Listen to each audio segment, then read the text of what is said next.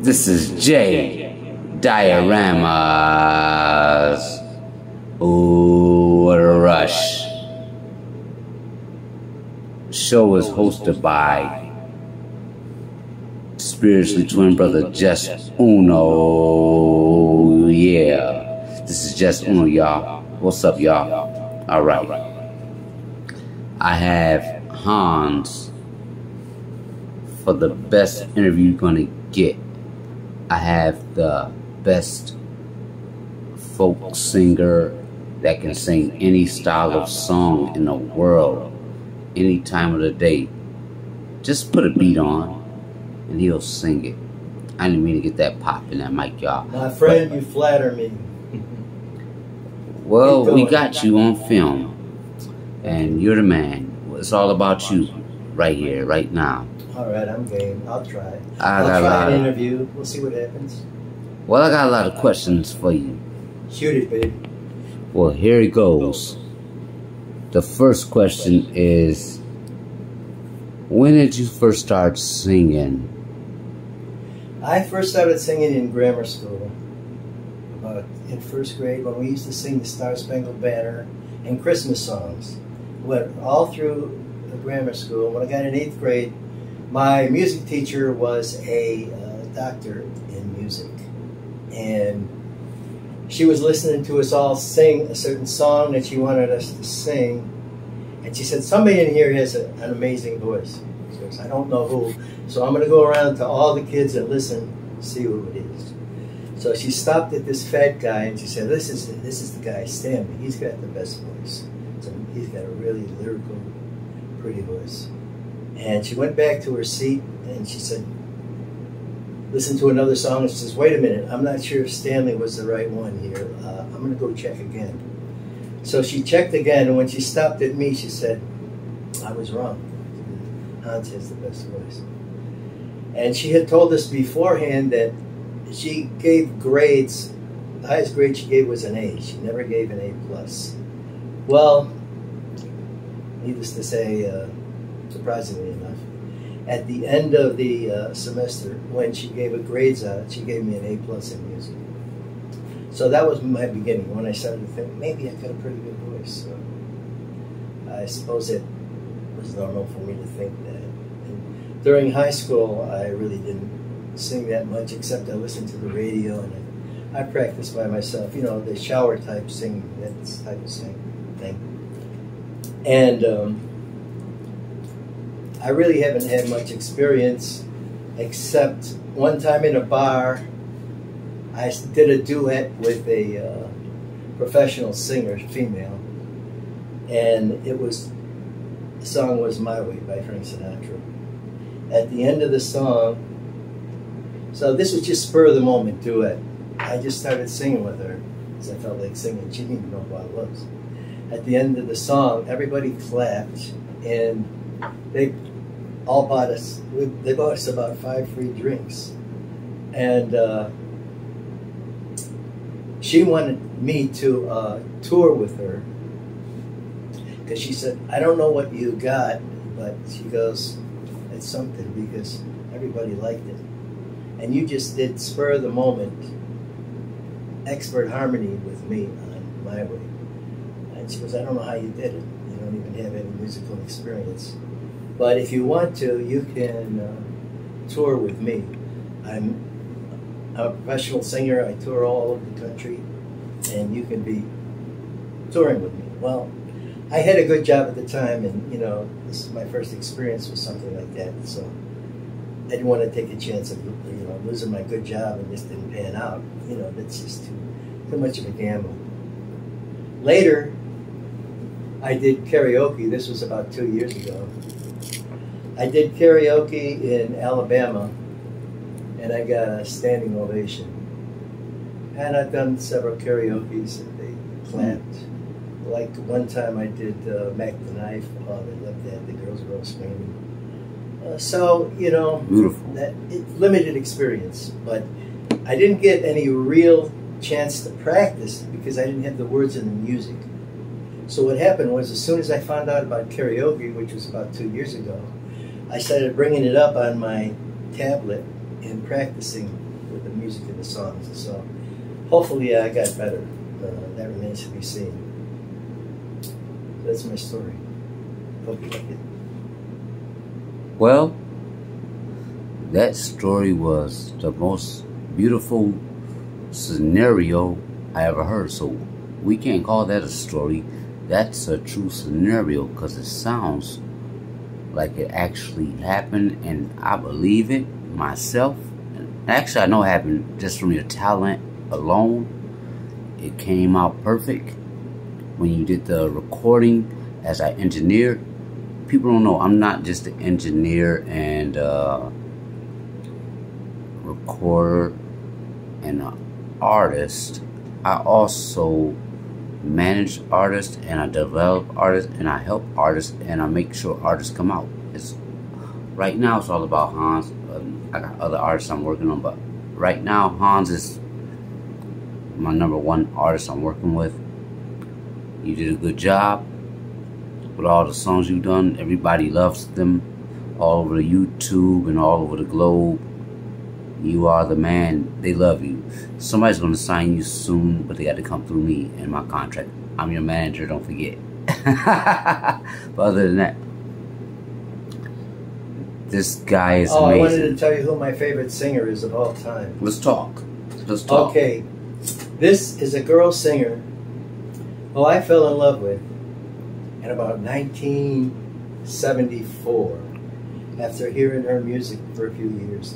Now, as she got older, she was still great, and she still wrote good songs, but her best period was like from 1967 up till about 1976.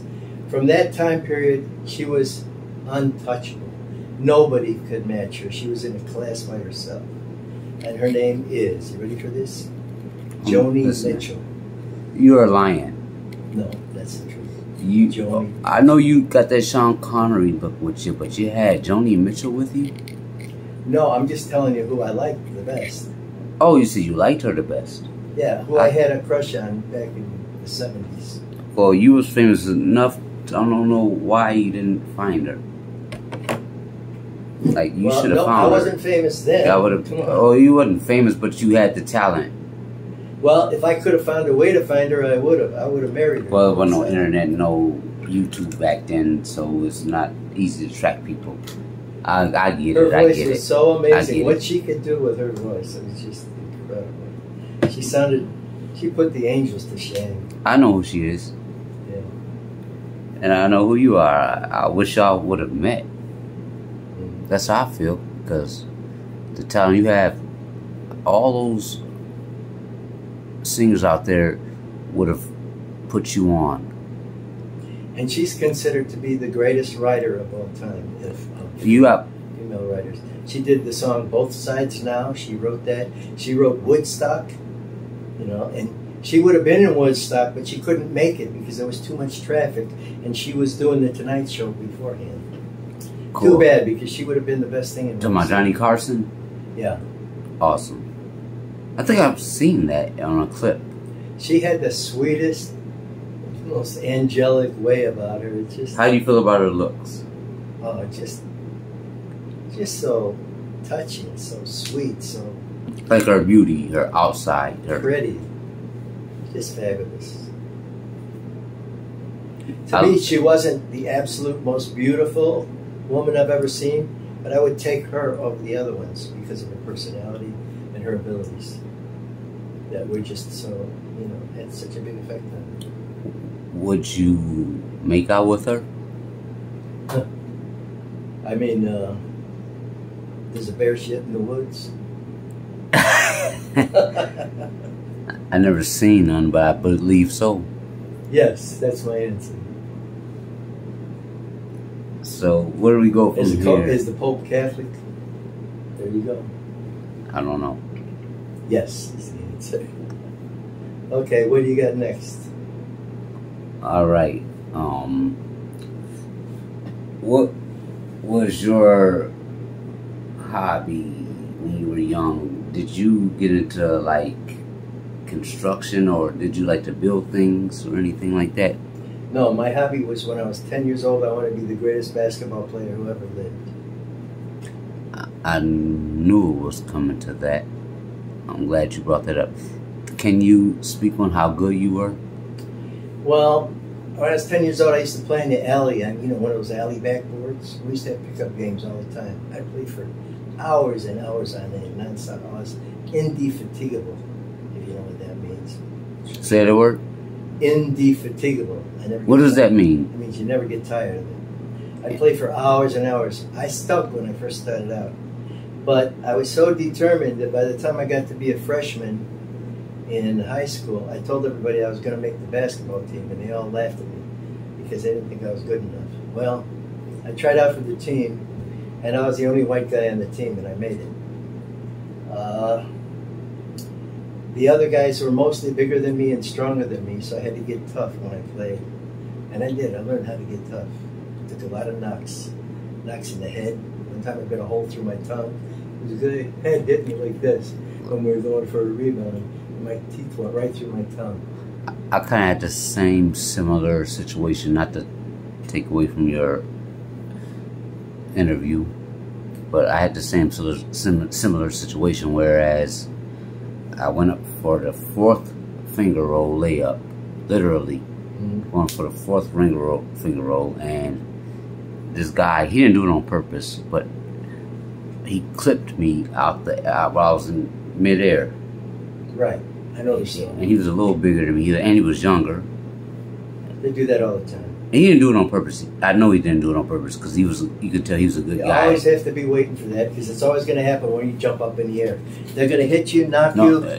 This never happened to me before. This never, and what happened to me was, all the time. I just want to say this real quick. I know it's your interview. I'm sorry, but I just want to get this out because it compares to what you went through on that basketball court. When this leg clipped me, like I said before, he didn't do it on purpose. It was by accident. I know.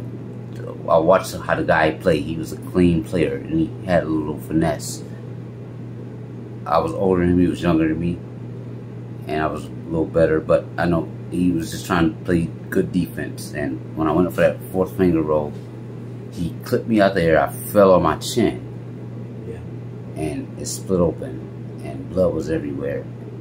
People went in their cars, gave me towels out their cars. I don't know if the towels were dirty or not. Crazy.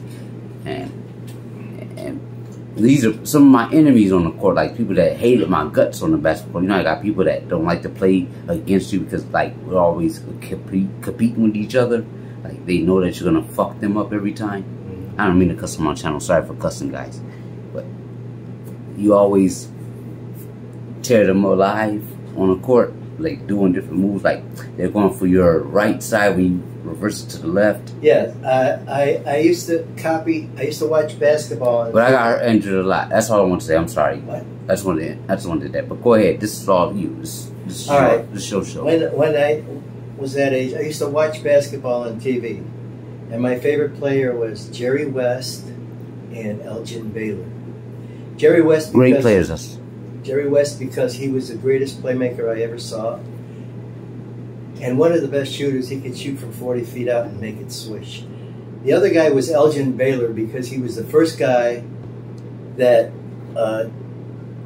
did the go to the bucket deal, and nobody could stop him because he'd move them all around different. I studied his moves, everything like this. And the other player was Oscar Robertson because he had a quick release. He'd bounce the ball and do all kinds of moves, and when you were least expected, he'd go up and shoot. Or he'd have his back to you and pretend like he was going to turn around and shoot. Instead, he'd go straight up, and in midair, he'd turn around and shoot, and he'd make it almost every time. It's called the turnaround jump shot. Those were the three guys, and that's how I learned how to play, by watching them. And I practiced bouncing the ball, bringing it up, and releasing it off the wall 1,000 times a day, as fast as I could, till I got expert at it. So I could bounce the ball hard, fast, slow, side to side, up, down, all over the place. And when they were least expected, I'd jump up and shoot. Couldn't stop me. I never got my shot blocked once in high school or college.